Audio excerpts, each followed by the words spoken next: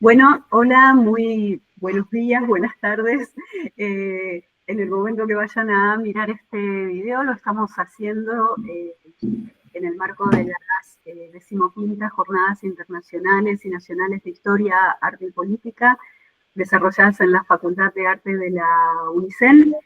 En esta oportunidad nos toca, junto con mi colega Charlie Brown, Carlos Brown, profesor de producción y comercialización, y en mi caso Claudia Esperanza como docente de pensamiento proyectual y realización 4, invitarles a la proyección y a esta conversación que vamos a tener con Juan Pablo Latanzi, que nos acompaña desde la zona más austral de nuestro país, desde la Universidad Nacional de Tierra del Fuego.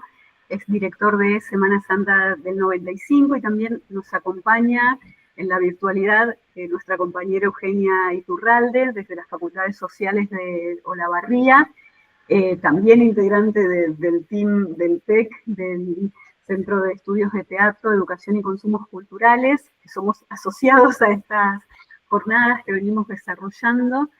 Y bueno, en esta ocasión nos parece menester encuadrar esta charla agradeciendo las potencias tecnológicas y la posibilidad de dialogar que tenemos en virtualidad, pero no deja de ser algo que nos afecta en el sentido que lo que hubiéramos deseado si tuviésemos presupuesto universitario y también si no se hubiesen cerrado ciertas líneas de financiamiento que apoyan las reuniones científicas, contar con la presencia de Juan Pablo, que quienes hacemos realización audiovisual bien sabemos que los debates con los públicos a posteriori de visualizar las películas son experiencias absolutamente ricas y necesarias también para lo que es la construcción de la ciudadanía.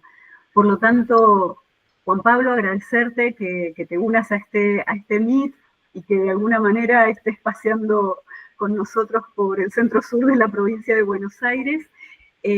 Contarte que, bueno, la película se va a ver en el aula, en el Salón Multimedial 1, que es el aula donde se forman estudiantes de realización audiovisual, carrera en la que felizmente yo pude egresar y ahora formo parte de los colegas docentes. Y bueno, primeramente tener tu palabra como director, escucharte sobre esta película tan movilizante, tan oportuna, en el sentido de que, bueno, las proyectamos en unas jornadas de historia, arte y política y coincide que tu película trenza de manera muy interesante todas estas cuestiones. Así que, bueno, te cedo la palabra. Bueno, antes que nada agradecerles y agradecer a la UNICEN por el espacio, por habernos tenido en cuenta y también por dar el lugar en una jornada académica a la proyección de obras. También me parece que es muy interesante que podamos hacer esas articulaciones. Parto de algo que vos decías, que es el contexto donde estamos, el tema de la falta de financiamiento, porque también esta película paradójicamente surge un poco desde ahí. Esta película, Semana Santa del 95, es una película hecha en el marco de un espacio de producción de una universidad, un centro de producción de una universidad. Y bueno, nosotros tenemos más de 10 años haciendo producciones de distinto tipo. En su momento también trabajamos mucho con los medios públicos, con lo que era Encuentro, Paca Paca, con el Inca, con la red Renau. Y nacimos en un momento donde había recursos para las universidades, para hacer producción audiovisual. Para hacer producción audiovisual a nivel federal, también las universidades cumplían un poco ese rol de lugares como Tierra del Fuego, donde la producción audiovisual era algo muy marginal. Bueno, las universidades también podían ser un espacio para su desarrollo y para poder poner en pantalla historias de todo el país, desde Ushuaia a La Quiaca. Y bueno, durante mucho tiempo estuvimos asignados por esa idea, por esas políticas, y contamos, a veces más, a veces menos, pero podíamos contar con algunos recursos. Todos sabemos que la producción audiovisual demanda recursos.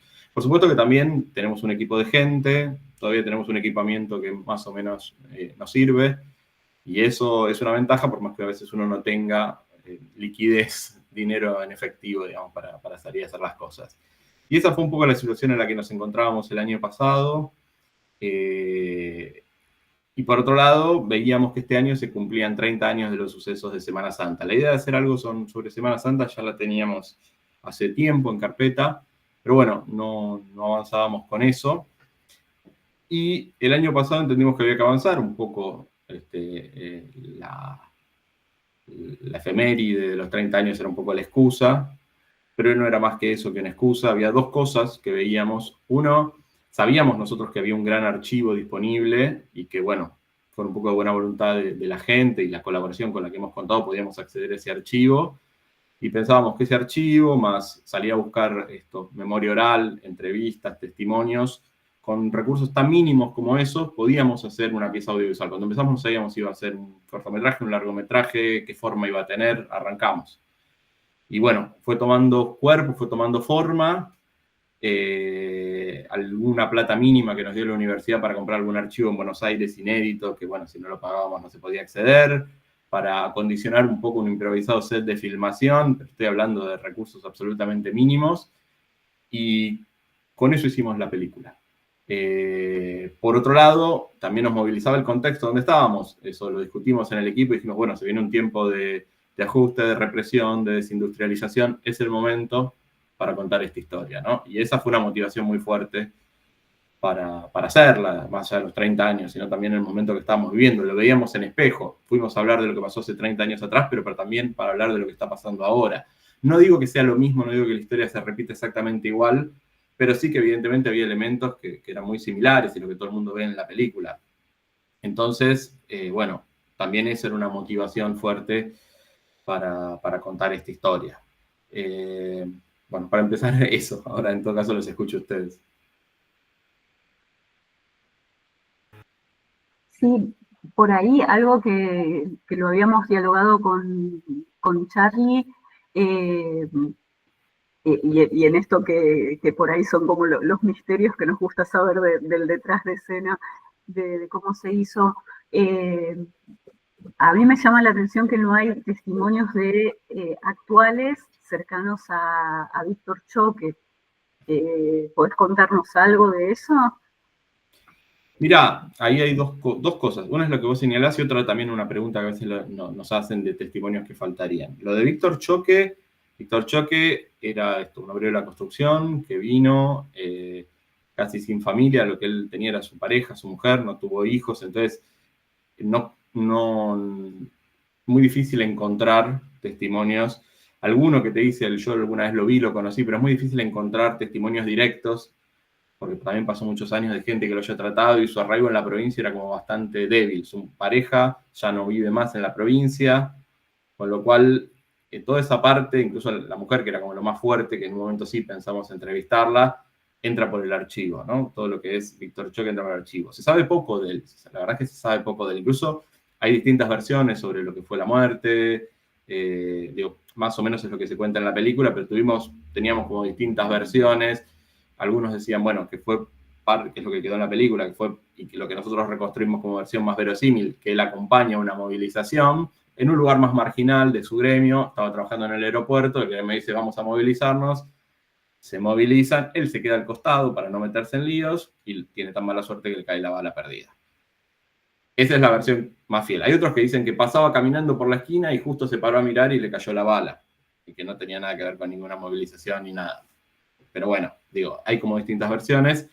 El testimonio más firme sería la mujer, que no estaba en la provincia, y bueno, nos pareció también reconstruirlo desde el archivo, pero tampoco es una película sobre Víctor Choque, sino que es una película más sobre los sucesos. También hay mucho sobre el asesino de Víctor Choque, ahí está el policía, aparece en un momento que fue el que se declaró culpable. También hay como rumores de que en realidad no fue él, que fue otro, que ese fue un perejil que lo agarraron.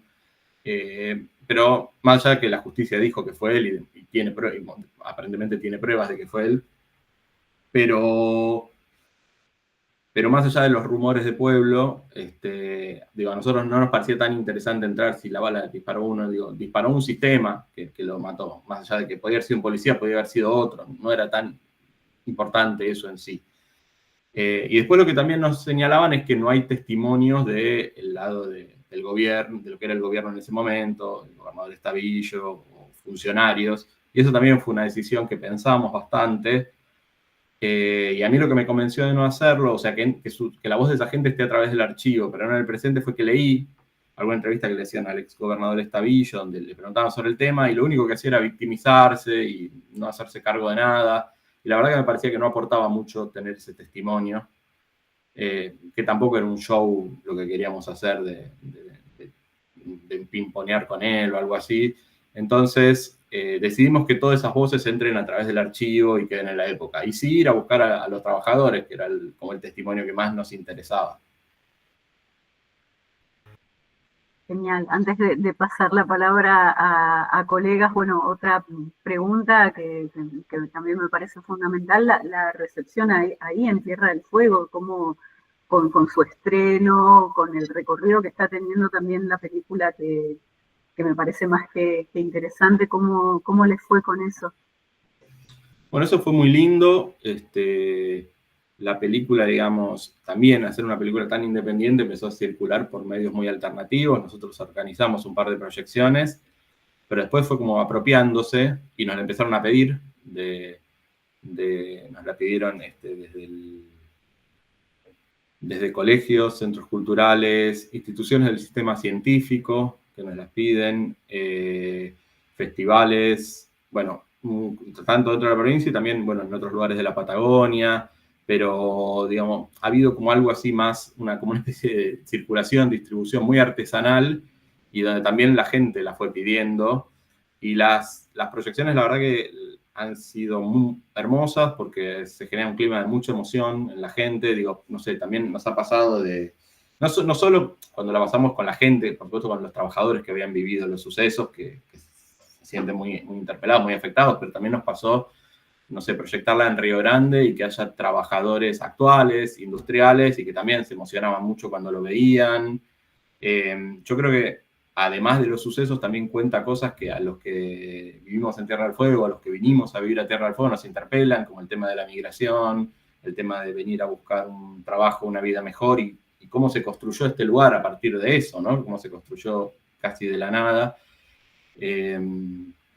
Entonces, bueno, yo creo que hay una identificación fuerte de la gente con lo que pasa, por lo menos de muchas de las personas, y eso nos ha dado, ha generado funciones muy emotivas, con muchísima emoción de la gente, con reacciones muy lindas, que lo que yo te contaba, digo, hace más de 10 años que venimos haciendo producciones, casi siempre son todas producciones vinculadas a Tierra del Fuego, pero en ninguna tuvimos esa respuesta así tan movilizadora, tan emotiva, tan visceral como con Semana Santa del 95. Incluso tuvimos producciones con mucho más recursos, con mucho más producción y no lográbamos eso, ¿no? Eso también es como interesante, que a veces con recursos muy mínimos, con una idea, con algo chiquito, se puede hacer algo que genere un impacto mucho mayor que a veces teniendo más respaldo o teniendo más producción y que también puede quedar bueno, pero bueno, hay a veces que encontrar ahí los temas que vibran o que están que una sociedad está esperando. Y algo que me parece importante también de la recepción, que yo un poco lo fui viendo en las entrevistas y otro poco lo fui viendo en la recepción, que era algo de lo que se habló poco en Tierra del Fuego en estos 30 años, este tema. No digo que estuviera oculto, no digo que fuera un tabú, no quiero mitificar, pero la verdad que se habló poco, era un tema que se habló poco y la sensación que yo tenía cuando hacía las entrevistas y un poco también a veces cuando hablas con la gente que vivió los sucesos y que veía la película en las proyecciones, fue como que había una especie de trauma ahí medio guardado que recién vuelve a salir con la película, ¿no? Como algo que la gente tenía muy adentro y que como una marca, ¿no? Que no podían procesar, que todavía no está del todo cerrada, del todo procesada, más allá de que, bueno, pasó muchos años y ya las peleas que podían haber quedado en la sociedad local ya están con ese tema, pero evidentemente fue algo muy, muy traumático para la sociedad de Ushuaia de ese momento, para la gente de ese momento, un lugar donde casi nunca pasaba nada o nada muy llamativo, de pronto ese nivel de represión, que a lo mejor uno lo ve en la televisión en Buenos Aires, una cosa es verlo en la 9 de julio y otra es verlo en un pueblo que en ese momento no llegaba a 30.000 habitantes. Era casi impensado ese nivel de represión y de violencia. Entonces fue, también en un punto era vecinos contra vecinos, no solo policías contra trabajadores. Y evidentemente fue algo muy, muy duro. Y ahí me parece un poco interesante también haber podido desde la universidad hacer ese trabajo de recuperación de memoria y de poner una mirada histórica. Tierra del Fuego, y tal vez algo un poco de la Patagonia, tiene una mirada muy condescendiente hacia sí misma cuando piensa su historia. Siempre se cuenta como una historia muy suave, muy lavada, muy por la positiva, donde no hay conflictos, y como que estas cosas están un poco ocultas. Entonces, creo que también ahí hubo algo interesante, algo que generó un interés bueno, que había que contarlo.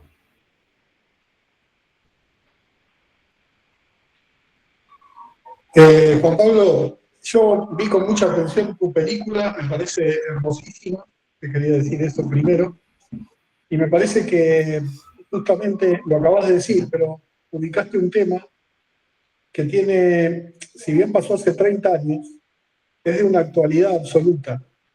Me parece muy contundente el final en cuanto a la reelección, ¿no?, del gobernador con más del 50% de los votos y la grieta que abre entre los migrantes y los nacidos y criados. Me parece que eso tiene una actualidad absoluta hoy. Y un poco me asusta eso, ¿no? Que yo tengo 55 años y cuando aparece Víctor Choque me acuerdo del nombre, pero era solo un nombre en mi mente. Ahora, con tu película le puse todo un contexto que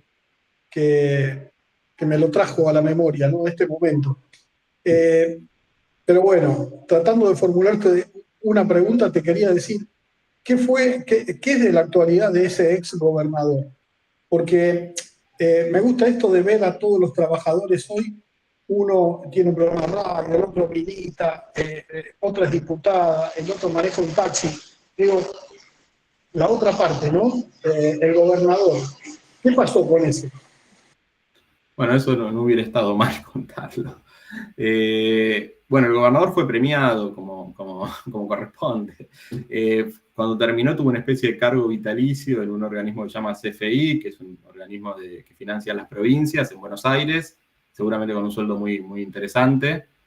Y estuvo así, y bueno, ahora es un hombre mayor, debe estar jubilado, pero yo el año pasado, acá hay algo, el 12 de octubre, ahora va a ser dentro de pronto, en Ushuaia es el día de la ciudad, se arma un desfile, algo muy tradicional, desfilan las escuelas, las instituciones educativas, los militares, bueno.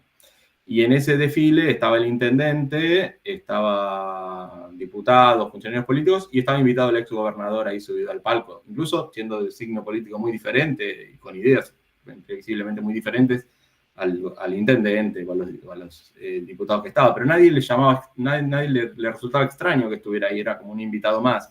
Por eso decía como también la poca reflexión histórica que hay, me parece, y bueno, eso, a mí no me sonaba como, me costaba verlo ahí como si nada. Así que sí, digo, no tuvo continuidad política, eso hay que decirlo. Después de su segundo mandato su segundo mandato le fue bastante mal, se fue ya su partido político quedó afuera, digamos, en ese sentido sí, quedó como afuera de todo, pero en términos personales no le fue nada mal. También es cierto, fue el primer gobernador electo democráticamente de la provincia, supongo que eso será un mérito.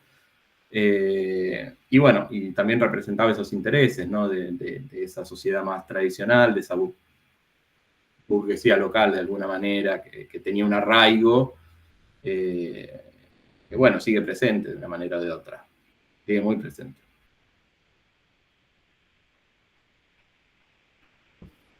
Bueno. ¿Querés preguntar, Eugenia? Sí. Yo tengo otra pregunta, pero te cedo el lugar y después la hago. Bueno, tal vez lo que yo quería charlar con vos, ya algunas cosas las fuiste abordando.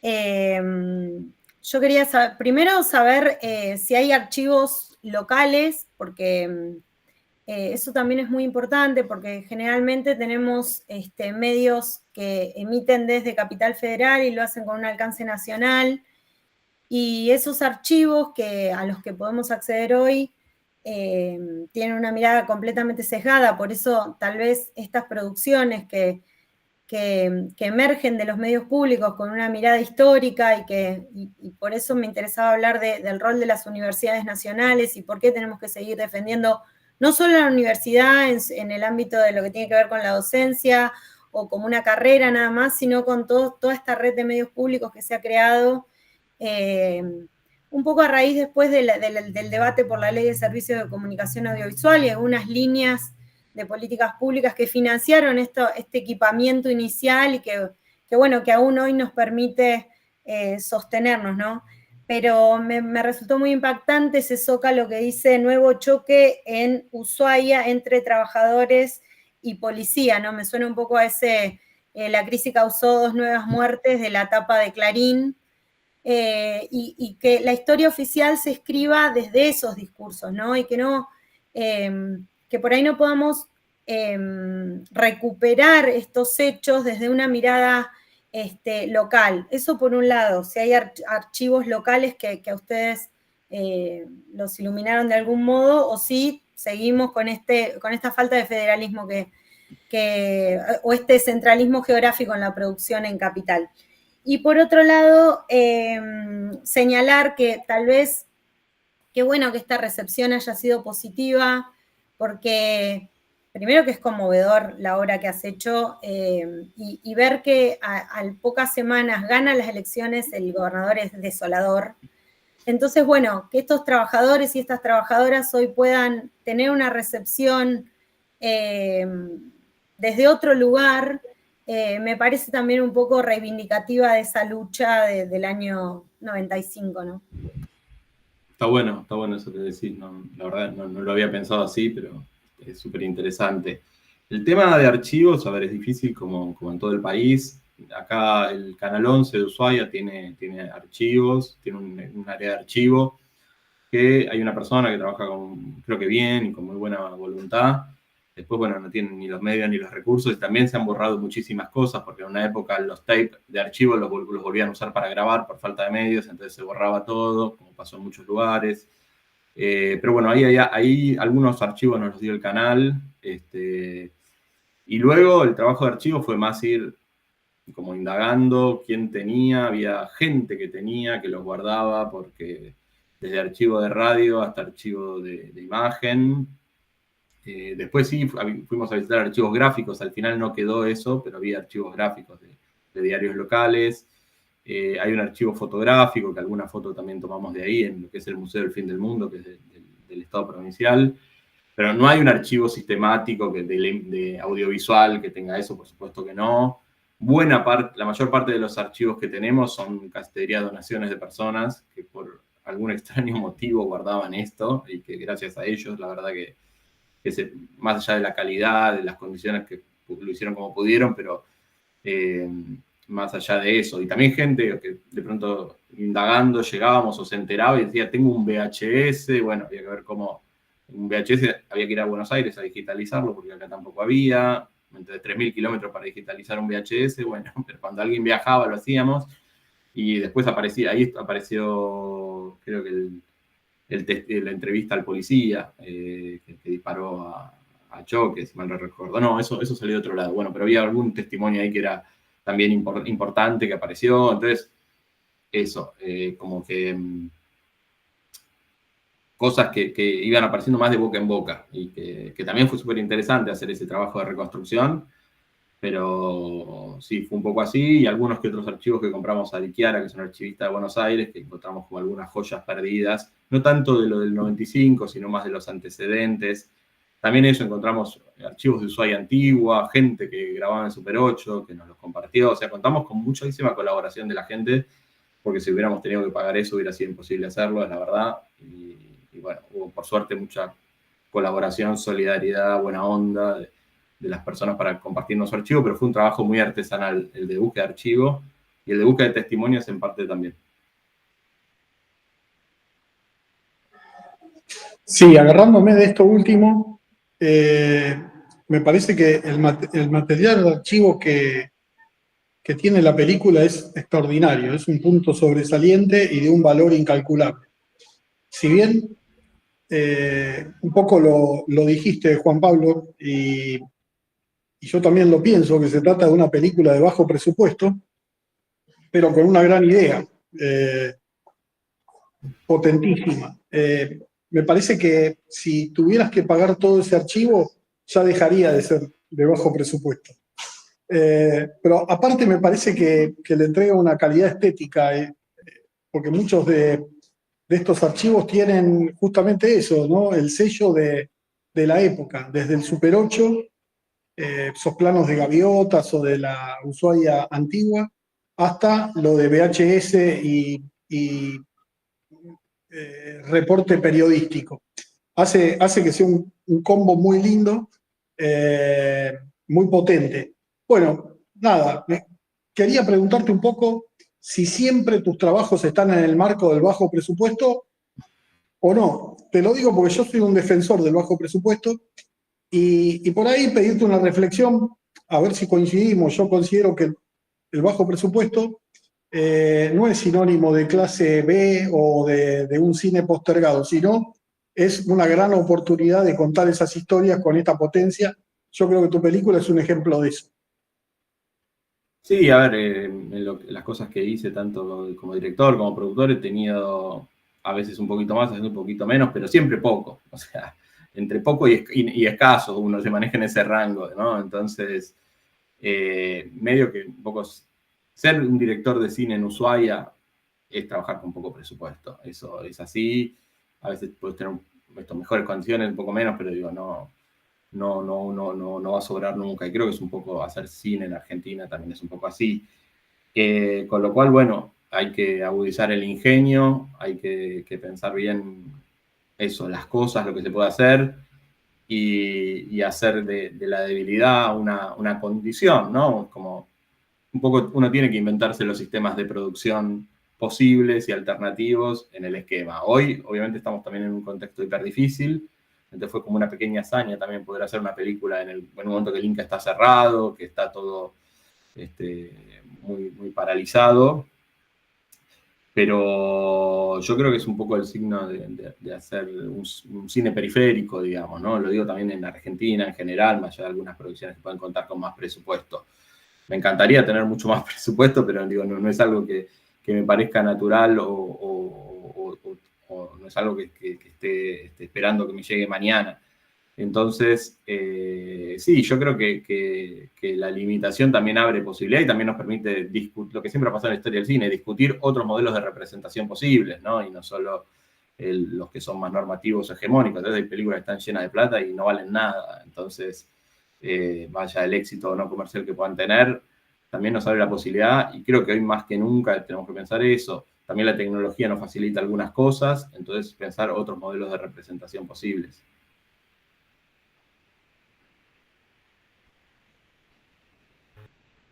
Genial, yo así, escuchándote y también por algo que dijo Eugenia, me quedé pensando en esta película, cómo dialoga con otras que son muy diversas en cuanto a esto, a ejercicios de memoria, no sé, pero es como que me lleva a pensar también en ciertos diálogos que existen en las estéticas contemporáneas y en las performatividades cuando suceden este tipo de situaciones violentas en lugares pequeños. Tengo mucho el registro de una performance bastante polémica que se hizo en digamos, en los pequeños poblados de Inglaterra, donde se cerraban las minas, iban los policías a reprimir, enviados por Margaret Thatcher, y bueno, artistas audiovisualistas decían, bueno, vamos a juntar 30 años después, están todos jubilados, a ver que se encuentren y que hagan como toda la formación, como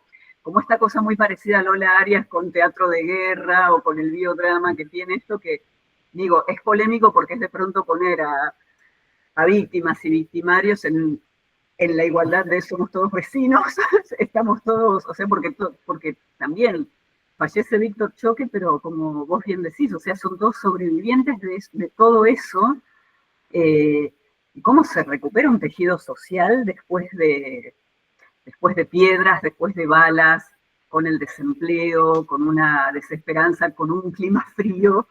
Y me parecía muy no sé, como muy áptico, muy sensorial, cómo está trabajado eso en la película. O sea, desde esta mujer que dice, yo vine y me enamoré de las gaviotas, no las conocía, o tuve la esperanza, el deseo de que mi hijo sea fueguino, toda la solidaridad de lo que cuentan de los fines de semana machimbrando la casa de un compañero, es absolutamente emocionante. Ver esto que aparece también con lo que vos mencionabas, con lo que es migrar y hacerse una familia y de pronto el cuento se destruye completamente.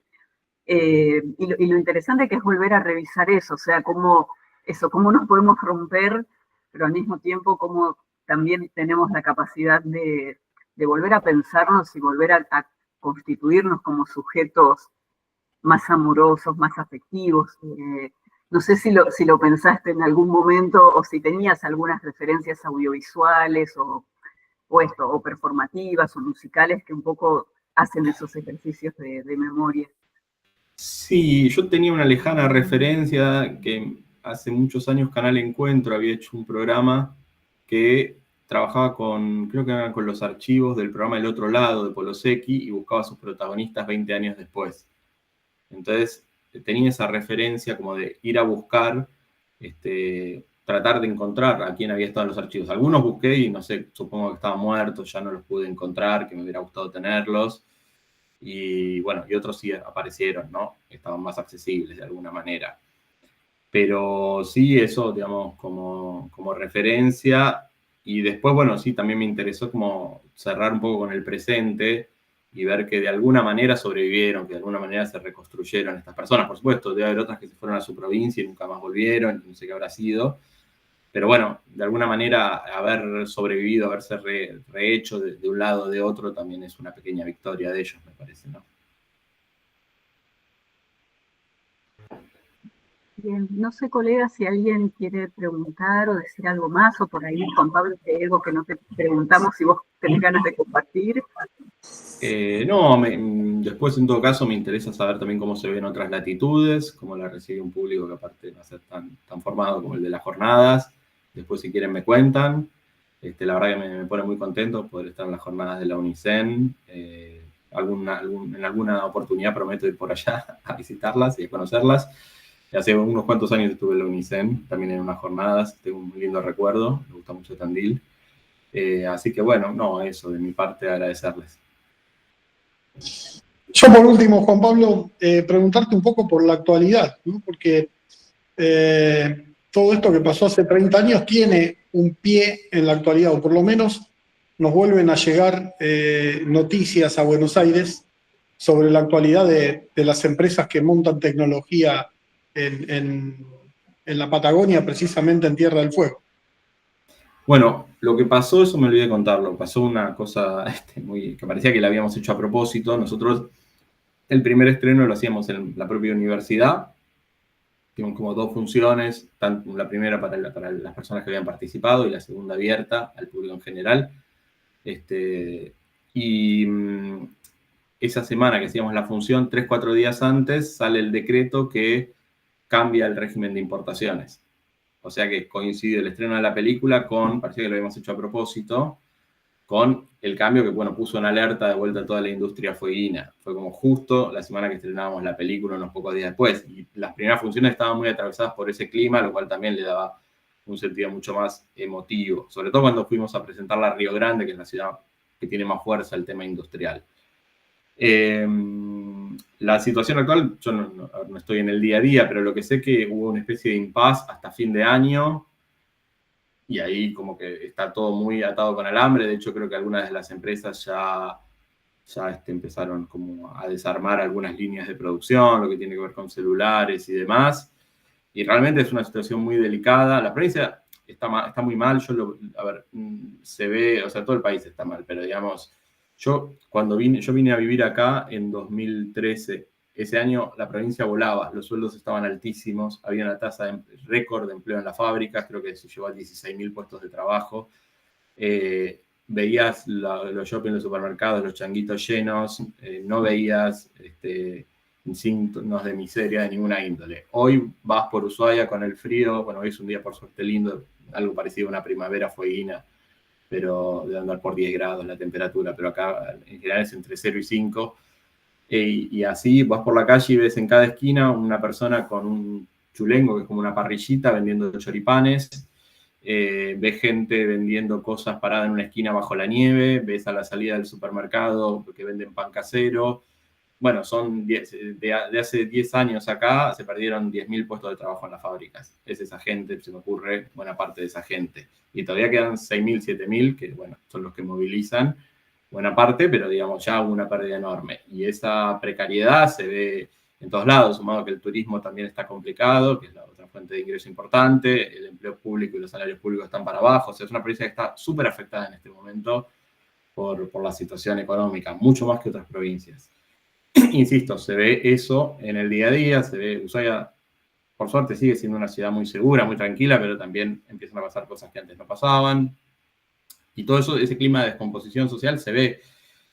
No sé cómo avanzar, nadie quiere que se vuelva a repetir algo como lo del 95, pero bueno, si el tema si se desarma la política industrial o queda reducida a su mínima expresión, se va a poner más complicado esto, porque no hay, o sea, no es que se desarma una cosa y hay algo que la sustituye. Incluso en los 90 apareció el turismo, por lo menos en Ushuaia, como una alternativa nueva. Hoy no hay sustitución posible, o no hay una sustitución a la vista, y tampoco el gobierno parece que estar pensando en algo de eso. Entonces, no sé qué va a pasar acá. La verdad es una situación, uno la universidad la ve, pero bueno, está un poquito más lejos del día a día de las fábricas. Pero yo sí ven la calle la transformación y lo difícil que es estar acá también sin buenas condiciones laborales, sin una condición económica más o menos estable. Es realmente un lugar muy inhóspito en ese sentido. Así que, no sé, es un momento de mucha incertidumbre. Sí, en línea con esto, alguien en el documental dice, primero, cuando no tenés trabajo te desordenás, que eso, bueno, todos nos podemos encontrar en esa frase, pero escuchar Tierra del Fuego no es un lugar amigable sin trabajo, ¿no? Porque las condiciones climáticas también son adversas y la verdad es que además de todo lo sensorial, de lo que hablaba Claudia, también, bueno, nada, conocer cómo es la vida en estos lugares, ¿no? Porque, bueno, insisto con esta centralidad geográfica que siempre nos lleva tal vez a películas, a ficciones, pero también a historias cotidianas que tienen que ver con una vida muy urbanizada y tener la oportunidad de que las universidades nacionales justamente puedan producir sus propias historias, sus propios relatos y que podamos circularlos como en un sistema solidario en el cual podemos encontrar historias que son más afines tal vez a nuestras vivencias o a nuestras historias. Bueno, en mi caso estoy desde Olavarría, así que también hay como algo que nos une con la figura de un intendente muy histórico de acá, que fue gobernador también en Tierra del Fuego, y bueno, nada, conocer tal vez este entramado, ¿no? Decir, sí, claro, es imposible no tener trabajo y vivir en Tierra del Fuego. Nada, hacer también, más allá de lo sensorial, también evocar a la emotividad, ¿no? Y es muy fuerte, porque por ahí son lugares tan distantes. Y bueno, con lo que decís del turismo, lamentablemente tal vez hoy podamos elegir salir del país antes que justamente conocer la diversidad de nuestro propio territorio. Así que bueno, muchísimas gracias porque la verdad que fue una oportunidad para en una hora, digamos, hacer un viaje en el tiempo, conocer muchísimas historias que la verdad es que sí, entiendo que si no seguimos luchando para que se recuperen desde las universidades nacionales va a ser muy difícil y una lógica comercial que ha permeado todo el sistema de medios y de producción audiovisual en nuestro país tenga interés en recuperar este tipo de materiales y en hacer estas revisiones. Así que, bueno, muchísimas gracias tanto a vos como a todo el equipo que estuvo abocado a esta tarea. Bueno, les agradezco y me quedo con esto que decís, que me parece importante, también el rol de las universidades. Digo, nuestra universidad es una universidad chica, tiene un montón de problemas, pero digo, en 10 años hemos podido sostener, y la universidad nos sostuvo, un espacio de producción de contenido que justamente busca eso, poder contar historias locales, poder poner el foco en temáticas de la Patagonia Austral, poder hacer ejercicios de memoria. Hemos trabajado diversos temas, desde temas ambientales hasta temas sociales, pero digo, en esa diversidad también nos podemos permitir esto. En todas las universidades no creo que sea posible tener un espacio así, poder contar estas historias. Y digo, no solo hacer comunicación institucional, no solo que también es necesario todo eso, pero digo, también poder darle lugar a hacer ejercicios de memoria. Entonces, bueno, yo abogo porque haya más espacios en las universidades para desarrollar esto. Creo que también es una pelea, digo, hacer conciencia del valor de la producción cultural al interior de las universidades. Pero creo que es súper necesario, y con lo que vos decís, si no lo hacemos desde la universidad es muy difícil que otros espacios. En Tierra del Fuego es prácticamente imposible porque es muy chiquito, por los costos, por un montón de cosas. Es muy difícil. Esta película, si no la hacían en la universidad, era muy difícil que alguien la pudiera hacer. Entonces, más en las condiciones actuales. Entonces, sí, también me parece muy importante eso. Y bueno, también les agradezco muchísimo a otra universidad, la UNICEN, por el espacio.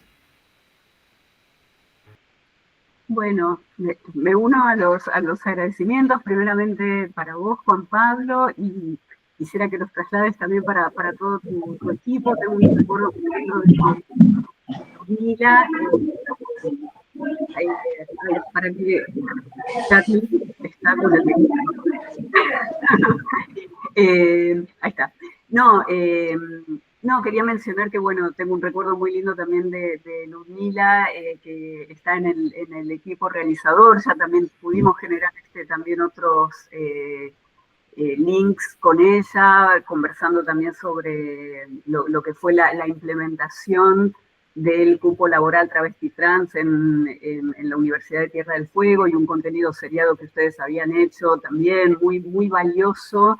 Y que eso venga, vuelvo a decirlo así porque también es emocionante, desde el sur del sur me parece bellísimo. Y ya para cerrar, para finalizar, y también como para que nos vayamos con nuevas ideas, y también para que cuando primeramente nuestros estudiantes consulten este material, porque con Charlie lo vamos a militar, pero también para cualquier persona que se encuentre con este material subido a YouTube, justo con Guido de Paula, director de fotografía de la película, que es amigo, que nos conocemos hace más de 20 años. En una charla por WhatsApp, así, hablábamos de Bifo Berardi, y viendo tu película encontré una cita que, bueno, me gustaría cerrar con esto, porque también algo que se ve en tu película es todo el tema de la solidaridad y de la posibilidad. Creo que en estos tiempos tan duros que nos tocan atravesar a todos como trabajadores de la universidad, me parece muy oportuno no perder el foco de lo que propone Bifo, que es eso, seguir pensando en la posibilidad. Ya no soñar ni con esperanzas ni con utopías, sino simplemente pensar en la posibilidad. Y dice así: después de pasar 10 veranos inolvidables en la isla de Ischia, Auden escribió en algún lado que, aunque no siempre podemos recordar por qué, somos incapaces de olvidar que hemos sido felices. Sé que la felicidad y la amistad son posibles, y que también es posible la solidaridad, que es la dimensión contagiosa de la amistad, aunque sea difícil recordar exactamente por qué y cómo. Ahora resulta difícil hasta imaginar la solidaridad, ni hablar de la felicidad. Ahora lo que se discute es cómo sobrevivir al desempleo y el desamparo, a la guerra y el exterminio. ¿Cómo podríamos pensar en la amistad y la felicidad cuando está en juego la supervivencia misma? Y sobre todo, cuando las perspectivas de sobrevivir se apoyan en la competencia generalizada, en la guerra generalizada. Pueden llamarlo compasión, empatía entre seres sintientes, pueden llamarlo solidaridad. Deleuze y Guattari definen sobre la amistad en la introducción a qué es la filosofía. ¿Qué es la amistad? Es la habilidad de crear un mundo común, un mundo de enunciaciones irónicas y expectativas éticas. La amistad es la posibilidad de crear un camino común en el curso del tiempo. Caminante no hay camino, se hace camino al andar. No hay camino, el único camino es nuestro andar juntos. No hay verdad, no hay sentido, pero podemos crear un puente más allá del abismo de la inexistencia de la verdad. Los mejores están sin convicción. Significa que los mejores tienen ironía. Es el lenguaje no asertivo que apunta a sintonizar muchos niveles del significado. La sonrisa irónica también implica empatía, la capacidad de compartir la precariedad de nuestras vidas, sin pesadez. Cuando la ironía se separa de la empatía, cuando pierde esa levedad y el placer de la ambigüedad, entonces se convierte en sí mismo. Así que agradecerte porque con tu película nos volvés a esperanzar en ese aspecto de que es posible que separemos un fin de semana para hacer algo por la casa de otro, por encontrarnos en una charla, por poder soñar perspectivas posibles, y me parece que eso también es la universidad y también es el cine hecho en la universidad. Es esta cuestión de no renunciar a que las expresiones culturales y populares que tenemos también son nuestra educación sentimental. Entonces, que nadie se atreva a decirnos que no estamos construyendo conocimiento, aún desde los espacios de placer, de disfrute e incluso con conceptos tan complejos como entretenimiento. Así que nuevamente gracias a todos por esta maravillosa charla. Bueno, muchísimas gracias. Y sí, el conocimiento tiene que complacer, si no, no es conocimiento. Así que completamente de acuerdo. Felicitaciones. Bueno, gracias, Carlos. Aplausitos virtuales y muchas gracias por esta charla. Nos estamos viendo. Chau, chau. Chao.